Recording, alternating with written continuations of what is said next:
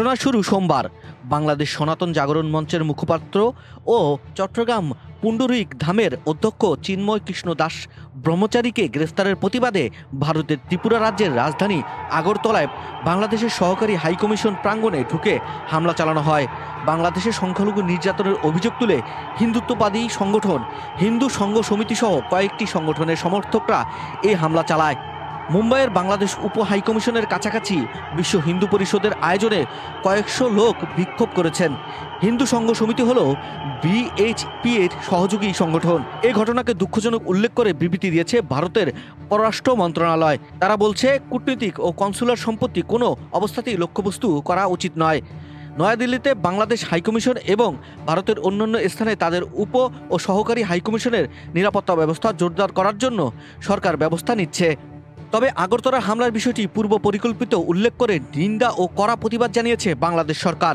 পররাষ্ট্র মন্ত্রণালয়ের এক বিবৃতিতে বলা হয়েছে, হামলার ঘটনা বাংলাদেশ সরকারকে গভীরভাবে ক্ষুব্ধ করেছে। ঘটনা প্রবাহ দেখে এটা প্রমাণিত হয়েছে যে হামলাটি পূর্ব পরিকল্পিত।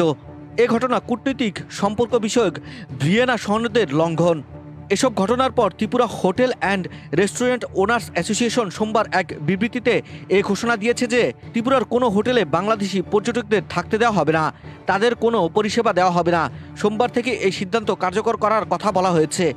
সাময়িকভাবে এই সিদ্ধান্ত নেওয়া হয়েছে বলে এই বিজ্ঞপ্তিতে জানানো হয়েছে। ওই বিজ্ঞপ্তিতে বাংলাদেশে হিন্দু সংখ্যালঘুদের উপর হামলা করা হচ্ছে বলে অভিযোগ তোলা হয়। এসবের প্রতিবাদে এমন সিদ্ধান্ত নেওয়া হয়েছে বলে জানানো হয়। হিন্দুস্তান টাইমসের প্রতিবেদনে বলা হয়, ত্রিপুরার সব হোটেলের ফ্রন্ট ডেস্কে বাংলাদেশি নাগরিকরা যে নিষিদ্ধ এমন একটি নোটিশ থাকতে হবে। নিরাপত্তা তল্লাশি বাড়ানোর জন্য হোটেলগুলোতে বলা হয়েছে। এমন পরিস্থিতিতে দুই দেশের সম্পর্ক আরও অবনতির দিকে যেতে পারে বলে মনে করছেন বিশ্লেষকরা। এরকম আরও ভিডিও পেতে চ্যানেলটিকে সাবস্ক্রাইব করে রাখুন, ভিডিওতে একটি লাইক করুন, আপনার মন্তব্য জানান কমেন্ট বক্সে।